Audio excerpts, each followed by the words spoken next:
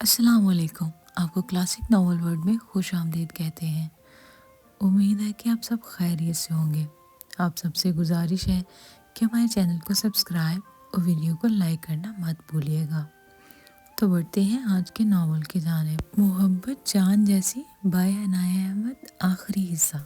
صدا ہلکے فیروزی کلر کے سوٹ میں ملبوس تھی۔ بال آج نفاست سے بنائے گئے تھے، کانوں میں چھوٹے چھوٹے جھمکے تھے، شہد رنگ آنکھوں میں ہلکا سا کاجل تھا جو سیدھا دل پر وار کر رہا تھا۔ روشن سبھی چہرہ اور پوری اعتمادی اس کی شخصیت کو مزید ابھارتی تھی۔ حماد اس کا بھرپور جائزہ لیا تھا۔ میں جس مسئلے میں پھنسی ہوئی ہوں، میں نہیں چاہتی اس کی ذات میں کوئی بے گناہ بھی آئے، تو اس سے بہتر ہے آپ اپنا پرپوزل واپس لے لو، اس بات کو ختم کریں، میں اس کا حل سوچ لوں گی۔ صدا نے سیدھی بات کی تھی۔ اچھا، اور وہ حل کیا ہوگا؟ حماد نے استاذی انداز میں پوچھا تھا۔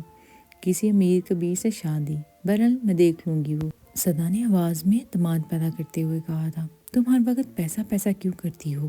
حماد کے سوال پر اس کے چہرے پر ناگواری کا تاثر ابھرا تھا، کیونکہ حماد صاحب محبت سے پیٹ نہیں بھرتا۔ مفلسی حس لطافت کو جب مٹا دیتی ہے نا، تو محبت کو ہاتھ پکڑ کے دہلیز تک چھوڑ کے آنا پڑتا ہے، اور ویسے بھی اس پہ محبت کہاں سے آ گئی؟ میری پھپھو کہتی ہیں محبت کے بغیر زندگی ویران ہے۔ انسان نہ مردوں میں گنا جاتا ہے نہ زندوں میں، ہر گزرتے پل اور چلتی سانس کے ساتھ خود کو ماضی کے بھنور سے نکال کے حال میں دھکیلنا پڑتا ہے۔ حماد نے اس کی سرخ پڑتے چہرے پر گاڑتے ہوئے ایک ایک لفظ مضبوطی سے ادا کیا تھا۔ باہر بادل زور سے گرجے تھے، امکان تھا کہ کسی بھی وقت اپنے دکھ سناتے بادل سسکیوں سے رو پڑیں گے۔ ان دونوں چیزوں میں بتا کیا ہے بات مشترک ہے؟ تکلیف، درد، گھٹن اور کسک۔ صدا نے چند لمحے بعد خود کو بولنے کے قابل کیا۔ بادلوں کی گرج میں اضافہ ہوا تھا۔ یہاں کوئی بھی مکمل نہیں، ہر شخص کوئی نہ کوئی کسک لیے ایک خلا کے ساتھ جی رہا ہے، کیونکہ زندگی ایک امتحان ہے جس کے لیے صرف وہ مخلوقات کو چنا گیا۔ حماد نے کھڑکی سے باہر کا منظر دیکھتے ہوئے کہا تھا۔ گرج چمک کے ساتھ ہوائیں بھی زور پکڑ چکی تھیں، لگ رہا تھا کہ آج آسمانی معاملات میں بھی شدت پسندی آئی ہوئی ہے۔ چلتی ہوں، امید ہے اب کبھی ملاقات نہیں ہوگی۔ صدا نے ایک الوداعی نظر سامنے بیٹھے وجود پہ ڈالی تھی، جس کی جانب دل ہمکنے لگا تھا، مگر اس کو دل پر بند ماننے تھے۔ خود کو مضبوط کرتے اس نے واپسی کی راہ لی تھی، قدم ڈگمگائے تھے، دل نے بھی دعائی دی تھی، مگر اس کو رکنا نہیں تھا، اپنے حصے کی روشنی اور خوشحالی تلاش کرنی تھی۔ ایک خلا ہے وجود میں میرے، کوئی مجھ میں تھا اب نہیں شاید۔ اب کے باہر بادل پھر زور سے گرجے تھے، اور ایک تیز روشنی کی لہر آسمان پہ واضح ہوئی، اور ایک پل کے لیے ہر منظر کو روشن کرتے پھر غائب ہو گئی تھی۔ ساتھ ہی کمرے میں گپ اندھیرا چھا گیا تھا۔ حماد غائب دماغی کے ساتھ اٹھ کے باہر آ گیا۔ ہر چیز سے دل اچٹ ہو گیا تھا۔ ابھی محبت ایک نوخیز کلی کی طرح کل ہی تو دل میں کھلنا شروع ہوئی تھی۔ حماد کے موبائل پہ مسلسل کال آ رہی تھی، وہ بیزار ہوتا اٹھا تھا۔ سلطان صاحب کی کال تھی۔ حماد وہ سلطان صاحب نے چوٹتے ہی پھولی ہوئی سانس میں کہا تھا۔ کیا ہوا ہے؟ سب خیریت ہے؟ حماد کو کسی انہونی کا احساس ہوا تھا۔ نورین بیگم کا رو رو کے برا حال تھا۔ سلطان صاحب بھی مشکل سے خود کو سنبھالے ہوئے تھے، بیٹی تھی ان کی، پیار سے پالا تھا، اب یہ نورین بیگم کو سنبھال رہی تھی۔ حماد کچھ سوچتے ہوئے اٹھ کے باہر کی جانب لپکا تھا۔ صدا کے کچھ دیر پہلے کیے جانے والے جملوں کی بازگشت اس کو ہر سو محسوس ہو رہی تھی۔ میں جس مسئلے میں پھنسی ہوئی ہوں، میں نہیں چاہتی اس کی ذات میں کوئی بے گناہ بھی آئے، تو اس لیے بہتر ہے آپ اپنا پرپوزل واپس لے لو، اس بات کو ختم کریں، میں اس کا حل سوچ لوں گی۔ اور پھر اس فقیر کا اس کو یوں کڈنیپ کرنا؟ حماد جھنجھلا کے رہ گیا تھا۔ پاکٹ میں سے موبائل نکال کے اس نے ایک نظر اپنے بابا کے نام کو دیکھا تھا، پھر کال ملا کے کان کو لگا لیا تھا۔ آج باپ کی یاد کیسے آ گئی؟ صدیقی صاحب نے ہنستے ہوئے اپنائیت اور شفقت سے کہا تھا۔ جب چوٹ لگتی ہے نا تو ماں باپ کی یاد آتی ہے۔ حماد کی آواز کی اداسی نے صدیق صاحب کو الرٹ کیا تھا۔ کیا مطلب؟ تم ٹھیک ہو؟ بابا میں نہیں ٹھیک، حماد نے بے بسی سے کہا تھا، آواز میں نمی گلی ہوئی تھی۔ حماد میرے بچے، بتاؤ کیا ہوا ہے، دیکھو میرا ضبط مت آزماؤ، صدیقی صاحب نے اس کی گلوگیر آواز سن کے تڑپتے ہوئے کہا تھا۔ بابا، صدا کو کسی نے کڈنیپ کر لیا ہے، وہ بے گناہ ہے، پلیز کچھ کریں، میں اس کے ساتھ کچھ برا ہوتے نہیں دیکھ سکتا، میرا دل پھٹ رہا ہے، حماد نے بے بسی سے کہا۔ کون صدا؟ صدیقی صاحب نے حیرت سے پوچھا تھا۔ وہ حماد کی طبیعت سے واقف تھے، وہ دل پھینک نہیں تھا۔ پھر یہ صدا کون تھی؟ آپ کی ہونے والی بہو، حماد نے چٹانوں سی سختی والے لہجے میں کہا تھا۔ صدیقی صاحب ایک پل کو اس کے لہجے کی پختگی پہ حیران ہوئے تھے۔ فکر مت کرو، مجھے سب تفصیلات دو۔ اگلے 1 گھنٹے میں وہ بچی صحیح سلامت ہوگی اور میں بھی 3 گھنٹوں میں تمہاری ماں کو لے کے تمہارے پاس ہوں گا۔ میرے خیال میں اب مزید دیر نہیں کرنی چاہیے۔ صدیقی صاحب نے حماد کی انکہی بات کو سمجھتے ہوئے کال بند کر دی تھی۔ کمرے میں گھوپ اندھیرا تھا، اے سی کی ٹھنڈک سے کمرے کا ٹیمپریچر بہتر تھا۔ وہ کمبل لپیٹے سو رہی تھی۔ کمرے کا ماحول خوفناک تھا۔ جب ایک بے چینی ہوئی سراب نے اس کو اپنی لپیٹ میں لینا شروع کیا تھا۔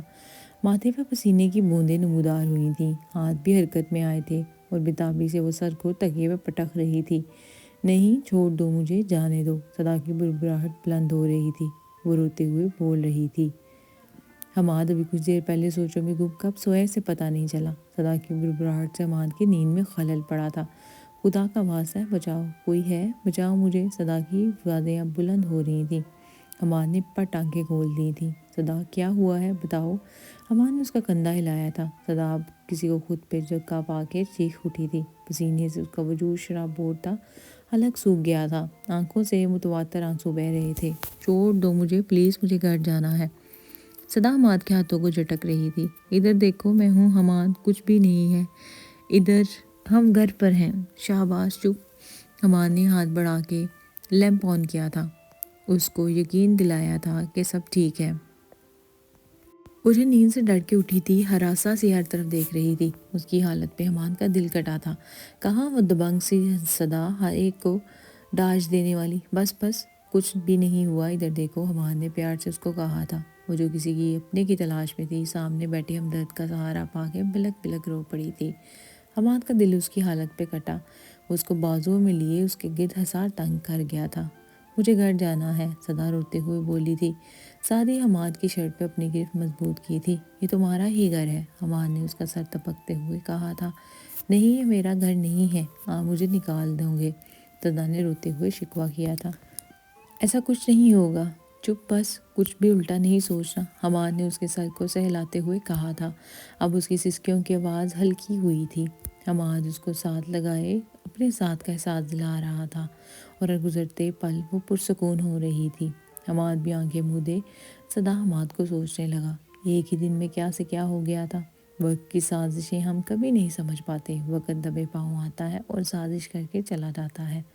صدیقی صاحب، جن کا بیوروکریسی میں ایک نام تھا، اپنے ریسورسز استعمال کرتے ہوئے صدا کو بازیاب کروا لیا گیا تھا۔ توقیر نے اس کو اپنے فارم ہاؤس پر رکھا ہوا تھا، مقصد محض اس کو ٹارچر کرنا تھا۔ وہ صرف اپنی بے عزتی کا بدلہ لینا چاہتا تھا۔ وہ صدا کے لیے خوفناک خواہ بن کر رہنا چاہتا تھا۔ صدا کو جب گھر لایا گیا تو سب لوگ اس کو عجیب نظروں سے دیکھتے ہوئے سوالات کر رہے تھے۔ صدیقی صاحب اور شہناز بیگم بھی لاہور آ چکے تھے، مگر وہ حماد کے گھر پر رکے ہوئے تھے۔ انہوں نے جب سلطان کو دیکھا تو وہ بھی بپھرے، مگر حماد نے ان کو قائل کر لیا تھا۔ شہناز بیگم کو فی الحال وہ چھیڑنا نہیں چاہ رہا تھا۔ بیچاری بچی، محلے کی کسی آنٹی کی آواز آئی تھی، اماں مجھے چھپا لیں، وہ بہت برے ہیں۔ اس نے صدا روتے ہوئے ماں میں چھپتی ہوئی آہ بکا کر رہی تھی پاس کرتی۔ ابھی کا دل بھی اس کی حالت پہ کٹا تھا، جبکہ زبر سے وہ مٹھیاں بھینچی تھیں۔ کیا اسے تمہارے ساتھ کوئی بری؟ محلے کی ایک آنٹی نے اس کا جائزہ لیتے ہوئے کہا تھا۔ کیسی باتیں کر رہے ہیں آپ سب لوگ، وہ بچی بچ فرسٹ میں ہے، آپ سب لوگ۔ ابیہ نے بات پوری ہونے سے پہلے غصے سے کہا تھا۔ غصہ کیوں کر رہی ہیں آپ، ٹھیک ہی تو کہہ رہی ہوں، بچی کا معاملہ ہے، کل کو شادی بیاہ بھی ہونا ہے، کون لے گا اس کا رشتہ۔ تواقی سے اگلا تبصرہ بھی حاضر تھا، جس خدا نے یہ آزمائش ڈالی ہے نا، اس نے آگے بھی سب معاملات طے کر کے رکھے ہوں گے، آپ فکر مت کریں۔ ابیہ نے جواب دیتے ہوئے سلطان کی تلاش میں نظریں دوڑائی تھیں۔ میرے ساتھ آؤ، حماد کو کہتے ہوئے ابیہ باہر نکلی تھی۔ حماد ایک نظر بے حال ہوتی صدا پر ڈالتا، خود بھی ضبط کرتا باہر آیا تھا۔ سلطان، اس دن میں نے جو بات کہی تھی وہ نہ تو جذبات میں آگے کہی تھی، نہ ہی کسی اور مقصد کی وجہ سے۔ ابیہ نے گلا کنکارتے ہوئے سلطان کو متوجہ کیا۔ کون سی بات؟ حماد و صدا کی شادی کی بات۔ مگر کیا اب بھی حماد راضی ہوگا؟ سلطان نے نظر چراتے ہوئے حماد سے پوچھا تھا۔ اب سے کیا مراد ہے؟ یہ شادی ہے، کوئی ڈیل نہیں، تب وقت تھا، اب ختم ہو گیا۔ حماد نے سلطان کی بات کو سرے سے رد کیا تھا۔ سلطان نے مشکور نظروں سے حماد کو دیکھا تھا۔ مگر کیا صدیقی صاحب مان جائیں گے؟ سلطان اپنا ڈر زبان پر لائے تھے۔ جنہوں نے اپنی بہن نہیں دی تھی، کیا ان کی بھتیجی لے لیں گے؟ فکر مت کریں، بہت عزت سے لے کے جائیں گے، اب قاضی کا انتظام کریں، حماد کہتے ہوئے باہر نکل آیا تھا۔ صدیقی صاحب کو تو پہلے ہی علم تھا، وہ تو مان گئے تھے، مگر شہناز بیگم کو مشکل بنایا گیا تھا، اور صدا کے احتجاج کے باوجود صدا دل سے وہ صدا حماد صدیقی بن گئی تھی۔ اگلی صبح کھڑکی سے آتی روشنی نے صدا کی آنکھ کھولی تھی۔ ایک اماں بھی نا صبح صبح پردے پیچھے کر دیتی ہیں۔ اٹھ رہی ہوں، کھل گئی میری یہ نیند، صدا کمبل پیچھے کرتی معمول کے مطابق چڑھتے ہوئے اٹھی تھی۔ نیند سے بھری آنکھوں میں وہ اٹھی، اپنے کمرے کا نقشہ ذہن میں رکھتے ہوئے آگے بڑھی۔ اس سے پہلے کہ چیئر سے ٹکرا کے وہ زمین بوس ہوتی، دو مضبوط ہاتھ اس کو تھام گئے تھے۔ صدا کی چیخ نکلی تھی اور نیند بھی خوف سے اڑن چھو ہوئی تھی۔ صدا نے خوف سے لرزتی آواز میں پوچھا تھا، آپ کا شوہر؟ حماد نے شوخی سے اس کا گلابی چہرہ دیکھ کے کہا تھا۔ آنکھیں نیند کے خمار سے گلابی تھی، بکھرے بال، اوپر سے اس کی قربت۔ آپ یہاں کیا کر رہے ہیں؟ نعوذ باللہ لڑکی، ہوش میں آؤ، یہ ہمارا گھر ہے، میرے گھر میرے پناہوں میں کھڑی ہو تم، ادھر بیٹھو۔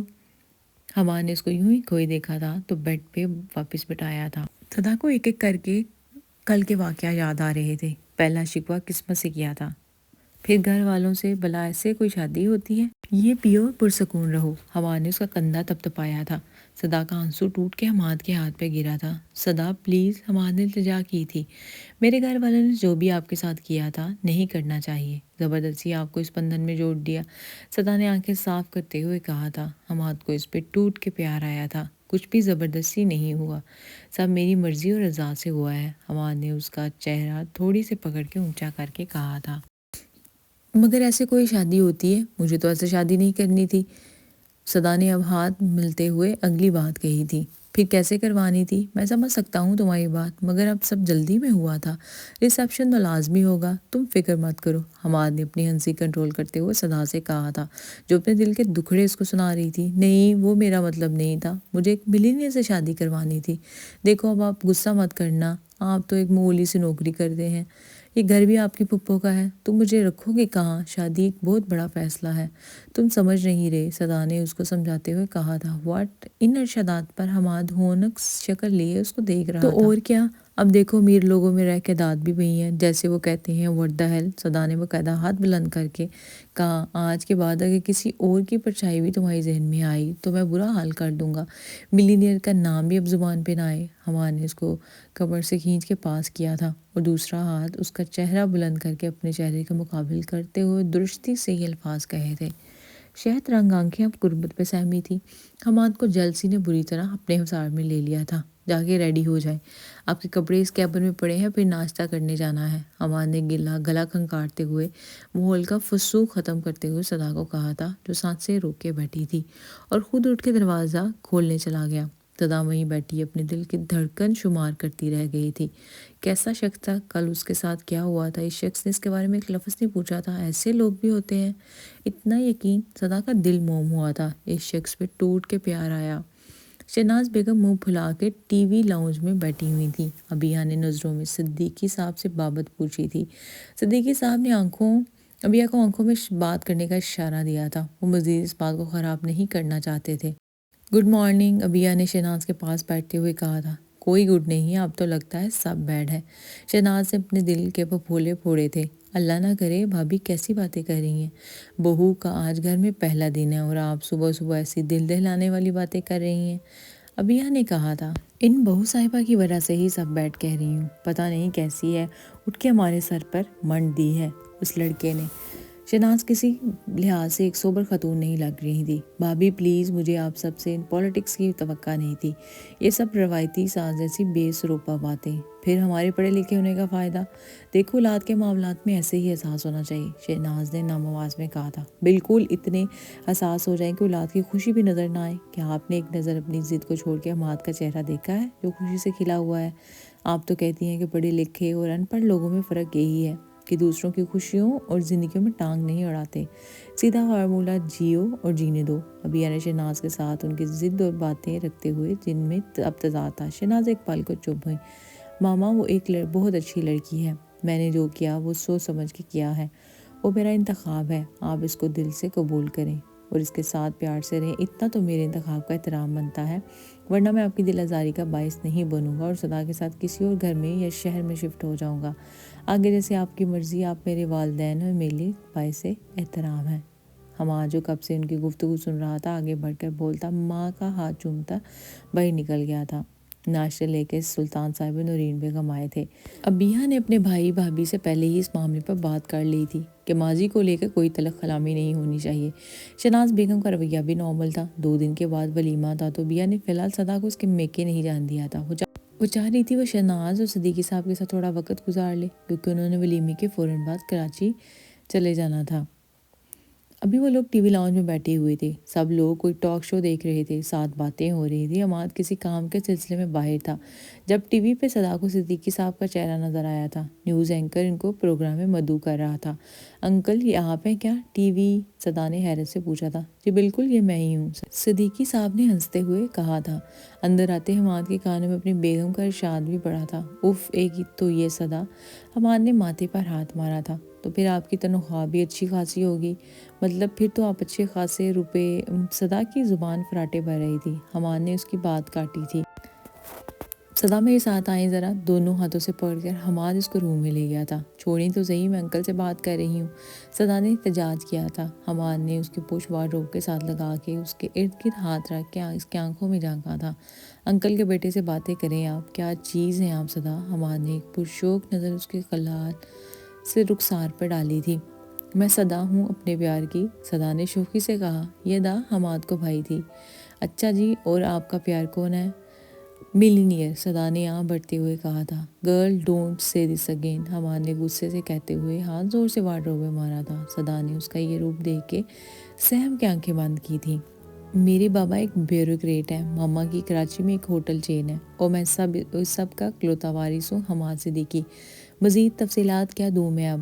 مسز حماد، آئندہ کبھی سیکنڈ تھاٹ میرے علاوہ آپ کے ذہن میں نہیں آنی چاہیے، حماد نے اس کے دل کا سراپے پر نظر دوڑاتے ہوئے کہا تھا۔ صدا آنکھیں پھاڑے اس انکشاف پہ حیران تھی۔ حماد نے جھک کے ایک جسارت کر دی تھی۔ یہ تمہاری آنکھوں کی غلطی ہے، دل کو بے ایمان کر رہی تھی۔ صدا جو کب سے سانس روکے کھڑی تھی اب سانس بحال کر رہی تھی۔ اس کی قربت بہت جان لیوا تھی۔ اور ہاں، شام کو میرے ایک کولیگ کی شادی پہ جانا ہے، گیٹ ریڈی، صرف 2 گھنٹے ہیں۔ حماد اس کو بتاتا باہر نکلتا چلا گیا تھا۔ صدا ہمت کرتی بیڈ پہ جا کے بیٹھی تھی، تبھی ٹھا سے دروازہ کھلا تھا۔ حماد صدا کے منہ سے نکلا تھا۔ اوہو، حماد کا انتظار ہو رہا تھا، ابیہ نے اندر آتے شرارت سے کہا تھا۔ صدا کا سرخ پڑتا چہرہ ابیہ کو اس پہ ٹوٹ کے پیار آیا تھا۔ تمہارا حماد آ جاتا ہے، ابھی پولیس اسٹیشن گیا ہے۔ Police station? مگر کیوں؟ سب ٹھیک ہے کیا؟ اس نے ایسا کچھ بھی نہیں میری جان، بس اس معاملے کو ختم کرنے کے لیے گیا ہے۔ وہ ایک ذہنی طور پہ بیمار شخص ہے، آج سے پہلے بھی کئی لڑکیوں کے ساتھ یہ سب کر چکا ہے۔ انشاءاللہ اس کو اتنی سزا تو حماد نے دلوانی ہے کہ وہ ایسا کرنے کا سوچے بھی مت۔ ابھی آنٹی اس دن میرے ساتھ دیکھو میری جان، اگر تم ابھی بھی بتانے میں ایزی نہیں ہو تو مت بتاؤ۔ 1 دن پہلے مجھے رات کو اس شیطان کی کال آئی تھی، مگر اگر میں نے اس رشتے سے انکار نہیں کیا یا کسی اور جگہ شادی کی تو وہ میرا چچا اور ماں کو مار دے گا۔ مگر اگلے دن میں حماد کو اس رشتے سے منع کر کے جیسے ہی ہوٹل سے نکلی تو مجھے کڈنیپ کر لیا گیا اور ایک اندھیرے میں لے جایا گیا۔ پھر ایک انسان کا قتل میرے سامنے کیا گیا اور میں بے ہوش ہو گئی۔ وہ اس ٹائم حماد پولیس کے ساتھ اس جگہ پہنچ کے تمہیں لے آیا تھا۔ میری جان پریشان مت ہو، کچھ بھی نہیں برا ہوا، ہم سب بہت اچھے ہیں، صدا نے روتے ہوئے اقرار کیا تھا۔ آپ کے وہ بھی اچھے ہیں، جو ہوا جیسے ہوا سب بھول کے اب آگے بڑھو۔ حماد بہت پیار کرنے والا شخص ہے، ابیہ نے اس کو پیار سے کہتے ہوئے کہا۔ صدا اس بات پہ سر ہلا گئی تھی۔ میں تو تمہیں تیار ہونے کا کہنے آئی تھی اور باتوں میں لگ گئی۔ تمہاری الماری میں سب کپڑے میں نے ہینگ کروا دیے ہیں، پہن کے ریڈی ہو جاؤ، ایک کولیگ کی شادی پہ جانا ہے۔ بیا نے اٹھتے ہوئے اس کو یاد کروایا تھا۔ جی آنٹی، آنٹی نہیں پھپھو، بیا نے اس کے گال کو تھپتھپاتے ہوئے کہا۔ صدا مسکرائی تھی۔ وہ سنگار میز کے سامنے بیٹھی اپنا جائزہ لے رہی تھی۔ اس کے ترشیدہ نقوش تھوڑے سے بناؤ سنگار کے ساتھ مزید دلکش ہو گئے تھے۔ حماد ابھی پولیس اسٹیشن سے واپس آیا تھا، اس سے سیدھا کمرے کا رخ کیا تھا۔ جلدی کرو، دیر ہو رہی ہے، حماد تیزی سے اندر آتے ہوئے بولا تھا۔ صدا بوکھلاتے ہوئے اٹھی تھی۔ وہ خوشبو میں رچا بسا اپنی گھڑی کی تلاش میں سیدھا سنگار ٹیبل کے سامنے آیا تھا۔ اس دوران دونوں کے شانے مس ہوئے تھے۔ صدا نے گھنیری پلکوں کی جھالر اٹھائی تھی۔ اسی پل حماد نے آئینے میں صدا کا سجا ہوا روپ دیکھا تھا۔ میں تیار ہو گئی ہوں، چلیں، صدا نے اس کی بولتی نظروں سے کنفیوز ہوتے بمشکل جملہ ادا کیا تھا۔ کالی شلوار قمیض میں اوپر ویسٹ کوٹ پہنے وہ جاذبیت لیے اپنی مکمل توجہ سے اس کو دیکھ رہا تھا۔ اپنی توجہ سے اس کو نواز رہا تھا۔ یہ اتنا تیار ہو کے کیوں جانا ہے؟ اچانک اندر کا سویا وہ 20 جاگا تھا۔ وہ ماتھے پر بل ڈالتے ہوئے بولا تھا، ظاہر سی بات ہے کسی کی شادی پہ جانا ہے تو تیار ہو کے جانا ہے۔ بالکل یہی میں آپ کو سمجھانے کی کوشش کر رہا ہوں، کسی کی شادی پہ جانا ہے، اپنی پہ نہیں جانا۔ ہمارے نے ماتھے پہ شکنوں کا جال بچھائے اس کی کلائی کو تھام کے سخت لہجے میں کہا تھا، اپنی شادی کا ذکر رہنے دیں، تو یہ ساری تیاری اسی سلسلے میں ہو رہی ہے کہ ارمان پورے ہو جائیں۔ ہمارے نے آنچ دیتے لہجے میں کہا تھا، ہاتھ چھوڑے میرا، دیر ہو رہی ہے۔ صدا نے اس کو دیکھنے سے گریز کیا تھا، وہ اس کی بولتی نظریں اپنے وجود پہ محسوس کر رہی سکتی تھی۔ یہ لپسٹک ہٹاؤ۔ ہمارے نے ٹیشو پیپر باکس سے ٹیشو نکال کے صدا کو تھمایا تھا۔ کیوں ہٹاؤ؟ میں پاگل لگتی ہوں جو چپ چاپ آپ کی باتیں مانتی رہوں؟ صدا نے بھی اس کی دھون سے چڑھ کے کہا تھا۔ تبھی ہمارے ہاتھ میں قدرے کم پھیلاؤ والے جھمکے لے کے اس کے مقابل آیا۔ اس کی بات سن کے تن بدن میں آگ لگ گئی تھی۔ اور میں کیا پاگل لگتا ہوں جو اپنی عورت کے دیدار کی دعوت عام دوں گا؟ ساتھ ہی اس نے ہاتھ بڑھا کے اس کے کانوں سے بڑے جھمکے نکال کے اپنے منتخب کے جھمکے پہننے کو اس کی ہتھیلی میں رکھے تھے۔ جو آنکھیں موندے اس کی قربت میں سانس روک کے کھڑی تھی، عماد تو اس کا روپ دیکھتا رہ گیا تھا۔ وہ دیوانہ کرنے کے تمام کیل کانٹوں سے لیس تھی۔ آنکھیں کھول کے خود پہن لو، اگر میں نے پہنایا تو شکوہ ہوگا۔ میں خود پہن لوں گی۔ صدا نے اس کو دونوں ہاتھوں سے پرے دھکیلا تھا۔ بدقت سانسیں تھے، خود کو نارمل کر رہی تھی۔ جانشین سجتے ہیں جب تہوار پر کسی، پھر کیا چاند اور کیا چاند کی چاندنی۔ حماد مسلسل اس کو نظروں کے حصار میں لیے ہوئے تھا۔ آواز میں شوخی تھی۔ صدا کا دل یکبارگی سے دھڑکا تھا اور ہاتھ میں پکڑے جھمکے نیچے گرے تھے۔ میں باہر ویٹ کر رہا ہوں، تم باہر آ جاؤ۔ اس کی حالت کے پیش نظر اس کو باہر آنے کا عندیہ دیتے چہرے پر مسکراہٹ لیے باہر کی جانب بڑھا تھا۔ تقریب میں ہر طرف چہل پہل تھی۔ ابھی کا سجرا سنورا روپ صدا سلطان کے دل میں اتر رہا تھا۔ نورین بیگم کب سے سلطان کو کہہ رہی تھی، کیا مجھے ابیہ سے بات کرنی چاہیے؟ سلطان کے دل میں سوال ابھرا تھا۔ تبھی ابیہ کو ڈھونڈتے ہوئے سلطان کی نظر جس منظر پہ پڑی تھی وہ آگ بگولا ہو گیا تھا۔ ایک آدمی ابیہ کو گھورنے میں مصروف تھا۔ وہ لمبے لمبے قدم اٹھاتا ابیہ کے سر پر پہنچا تھا۔ ابیہ چلیں گھر چلتے ہیں، کافی ٹائم ہو گیا ہے۔ خود پر کنٹرول پاتے ہوئے ابیہ کو مخاطب کیا تھا، سلطان مگر ابھی تو رسمیں باقی ہیں تو ہماری رسمیں نہیں ہیں، جن کی ہیں نا وہ ادھر موجود ہیں، آپ چلیں ہم میرے ساتھ۔ مگر سلطان، ابیہ کو سمجھ نہیں آ رہی تھی۔ ابیہ اگر آپ چاہتی ہیں کہ سامنے کھڑے آدمی کی میرے ہاتھوں کوئی ہڈی ٹوٹے تو پھر کھڑی رہیں، سلطان نے دبی آواز میں گھراتے ہوئے کہا تھا۔ ابیہ نے سامنے دیکھا تو ایک شخص کھڑا اسی کو ہی گھور رہا تھا۔ ابیہ کو سلطان کے غصے کی وجہ سمجھ میں آئی تھی۔ سلطان نے اگلے ہی پل اس کا ہاتھ پکڑا تھا اور اس کو لے کے باہر نکلا تھا، اور ابیہ کے لب مسکرا اٹھے تھے، مگر اگلے ہی پل فریہ نامی بلا کے ہاتھ میں وہ ڈائمنڈ رنگ کا سوچ کے اسے ہونٹ سکیڑ لیے تھے۔ آپ کیوں پاگلوں کی طرح ہنس رہے ہیں؟ سلطان انکل اور ابیہ کے عجیب و غریب رویے کو دیکھ کے، کیا مطلب؟ ویسے نا ابیہ آنٹی اتنی اچھی ہیں، میرا دل کرتا ہے ان کو اپنی چچی بنا لوں۔ صدا نے خوشی سے اپنی خوشی کا اظہار کیا تھا۔ تو بنا لو، ورنہ سلطان انکل جس رفتار سے چل رہے ہیں نا، ہمارے بچے پھر ان کا ولیمہ کھائیں گے۔ حماد نے ہنستے ہوئے آخر بات صدا کے چہرے کو نظروں کے حصار میں لیتے ہوئے کہا، ہیں ہمارے بچے کدھر سے آ گئے؟ اس کی اتنا اونچی بولنے پر پاس بیٹھی آنٹیاں متوجہ ہوئی تھیں۔ کبھی تو اپنی صدا آہستہ نکال لیا کرو، چلیں گھر چلتے ہیں، حماد نے صدا سے کہا تھا۔ مگر کیوں؟ ابھی تو کھانا کھانا ہے، صدا نے ہنستے ہوئے کہا تھا۔ صدا اٹھیں، گھر بنا ہوگا کھانا، ہم کھانا کھا لیں گے۔ مجھے آپ سے پھپھو اور انکل کے بارے میں ضروری بات کرنی ہے۔ ایسی بھی کون سی بات ہے؟ صدا نے لاپرواہی سے کہا تھا۔ وہ لوگ یونیورسٹی کے زمانے سے ایک دوسرے کو پسند کرتے ہیں۔ کیا سچی؟ صدا خوشی سے چیخی تھی۔ اٹھیں اب فوراً، حماد نے اس کو پکڑ کے ساتھ گھسیٹا تھا۔ آگے کی سٹوری بھی بتائیں، صدا نے پرجوش انداز میں کہا تھا۔ وہ آپ کو میں روم میں جا کر بتاؤں گا، دوسروں کی بجائے اپنی لو سٹوری پہ فوکس کریں۔ حماد نے اس کا ہاتھ اپنی گرفت میں کرتے ہوئے نرم گرم نظروں سے دیکھتے ہوئے کہا تھا۔ میری کون سی لو سٹوری؟ صدا نے ابروئے اچکا کے پوچھا تھا۔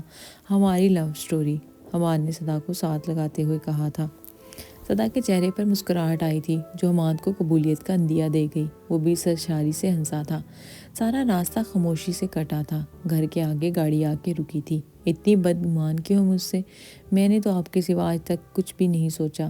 سلطان نے ایک نظر اس حسن کی دیوی پر ڈالتے ہوئے پوچھا تھا۔ میں بدگمان نہیں، ابیہ نے دھیمی آواز میں کہا تھا۔ تو فریہ کے ساتھ مجھے دیکھ کے آپ کی آنکھوں میں کون سا رنگ آتا ہے؟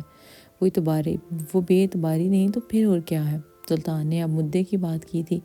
बेतबारी नहीं है, मगर प्रिया के हाथ में वो आपका तोहफा जो रिंग की सूरत में उसके हाथ की जीनत बना हुआ है, वो बदगुमान करता है। बिया ने एक नज़र सुल्तान को देखते हुए कहा था। व्हाट? कौन सी रिंग, कौन सा तोहफा? सुल्तान ने छंबे से पूछा था। देखिए, आपने खुद उसको तोहफा दिया था, अबिया ने रूहानसी लहजे में कहा। हाँ दिया था, रिंग किधर से आ गई बीच में? आप जो उसकी सालगिरह पे तोहफा दिया था वो रिंग ही थी, वो भी डायमंड की। ओ खुदाया, ये फरीहा मेरे हाथों। सुल्तान ने तैश में जुमला अधूरा छोड़ा था। अबिया, वो एक परफ्यूम था। रुके, मैं अभी फरीहा से आपके सामने बात करके क्लियर कर देता हूँ। नहीं नहीं, मुझे ही कोई फिर गलत फहमी हुई है, सॉरी, चले मैं अब चलती हूँ, अबिया ने सुल्तान को नज़र देखते हुए कहा था। कल भाभी को भेजूंगा आपकी तरफ। सुल्तान ने एक नज़र बिया को देखते हुए कहा। लाजमी भेज दें, ये कौन सा पूछने वाली बात है? अबिया ने सुल्तान की बात का मतलब समझे बगैर कहा था। आपका हाथ मांगने के लिए भेजूंगा, इस बार नाउम्मीद मत लौटाइएगा।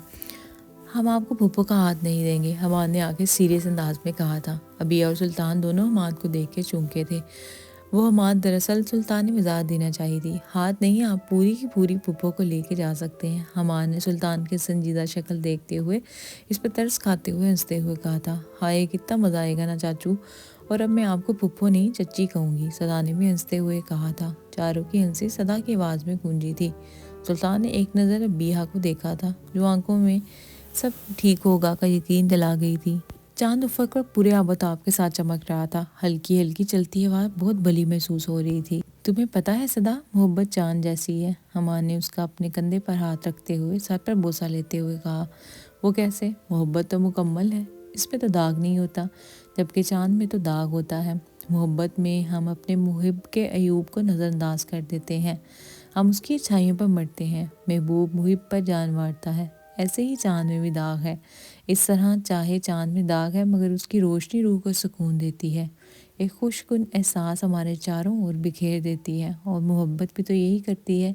इससे मुझे मोहब्बत चांद जैसी लगती है। हाय, मेरे शोर तो फ़लसफ़ा भी कहते हैं, सदा ने हंसते हुए कहा था।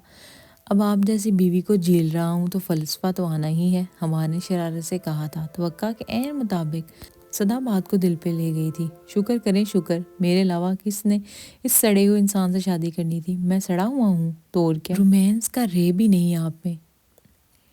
अच्छा इधर आओ, अभी बताता हूँ कि रे है कि नहीं। हमारे ने उसको कलाई पर खींचा था, लुट के जा रही थी। अब वो दोनों लेटे दूर उफक पर चमकते चांद को तक रहे थे। सुल्तान और बिया की शादी सादगी से हो गई थी।